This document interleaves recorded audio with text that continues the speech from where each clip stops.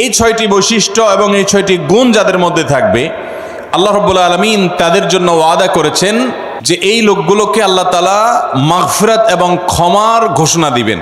তাদের জন্য আল্লাহর তরফ থেকে কি থাকবে? তাদের প্রতিদান থাকবে, আল্লাহর কাছ থেকে তারা ক্ষমা পাবে, মাগফিরাত লাভ করবে, তাদের জীবনের ভুল ত্রুটি আল্লাহ তাআলা মাফ করে দিবেন। আর তাদেরকে আল্লাহ রাব্বুল আলামিন ইমানদারের সবচেয়ে বড় কাঙ্ক্ষিত টার্গেট এবং লক্ষ্য জান্নাত দান করবেন ইনশাআল্লাহ। কোন সেই 6টি গুণ, যে গুণ একজন মুত্তাকি মানুষের মধ্যে অবশ্যই থাকতে হবে, এবং এই গুণগুলো আমাদেরকে কিয়ামতের ভয়াবহতম দিনে আল্লাহর কাছ থেকে মাগফিরাত এনে দিবে এবং জান্নাত নিশ্চিত করে দিবে। জানা দরকার আছে না নাই? আসুন আমরা সেই 6টি গুণের সাথে পরিচিত হই। যদিও মুত্তাকিদের প্রায় 40টিরও বেশি গুণের কথা কোরআনে আল্লাহ তাআলা আলোকপাত করেছেন। নবী করিম সাল্লাল্লাহু আলাইহি সাল্লামের বহু হাদিসে মুত্তাকিদের বহু গুণের কথা আলোকপাত হয়েছে। সেগুলো নিয়ে একটি দীর্ঘ আলোচনায় আমরা চেষ্টা করেছি মুত্তাকিদের কোরআন হাদিসে যতগুলো গুণ বলেছে সে সবগুলোকে একত্র করার।